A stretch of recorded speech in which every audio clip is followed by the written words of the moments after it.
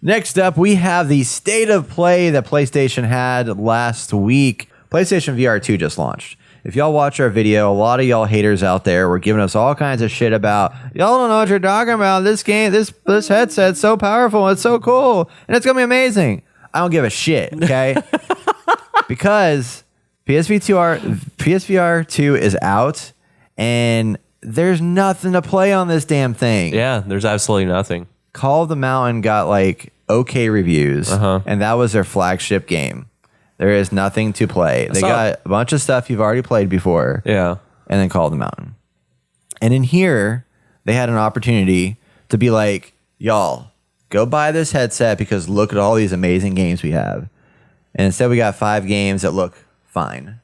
Okay. I'm gonna say something. Yes, please. There's this one game that they show on the VR that I thought was very interesting. It was made by Skybound. It was the every time you blink, you fast forward in time. So yes, that is what I want to talk about. Before your eyes. Before your eyes. Yeah. My Lord, I felt like that one's going to make me cry. If I get a PSVR 2. Well, you can't cry because you can't blink. You can't. Otherwise, because that one 6 time. Yeah, that one looked like a very intriguing story, and it seems like something that I would probably most definitely get. But beyond that, PSVR 2 can suck for that one.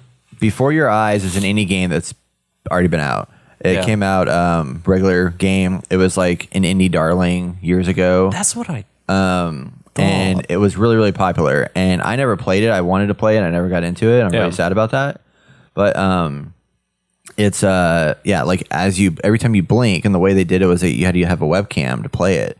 And then every time you blink, it would advance time in the story. Okay. So I mean, you would just knock through this stuff super fast, and you're like, oh my gosh, life is flashing literally before my eyes. And so it's like that right there was very interesting to me, and the fact that they've now brought it into VR is going to be such a cool thing. Yeah, because it's exactly what we've needed for this game, or for this kind of experience. So that one definitely is going to be a huge one. But the fact that it's not exclusive to PSVR 2 was kind of a little bit of a bummer that that's their big title, and that's a game that's already been here. I guess so.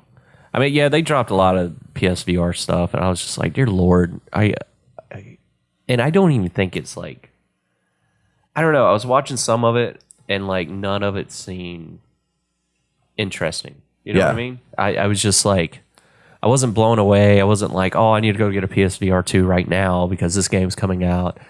And I'm just I just don't have no desire with VR anymore. You know?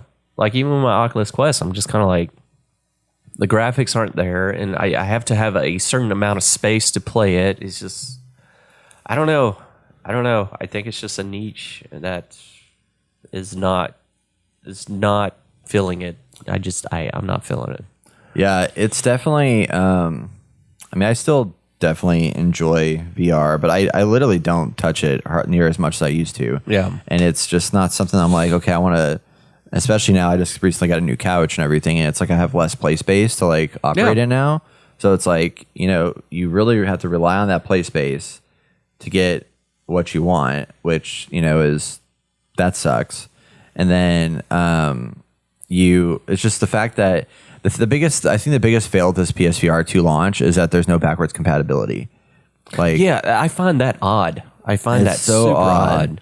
It was so easy back in the days of the with the Oculus. You go from the Oculus to the Oculus Quest. There was still stuff in the library. Bless you. Thank you. That you could engage in and stuff like that. And that was great, and then you get the Oculus Quest 2, everything on the Oculus Quest 1 that you already bought works on the Oculus Quest 2. You don't have to worry about any of that.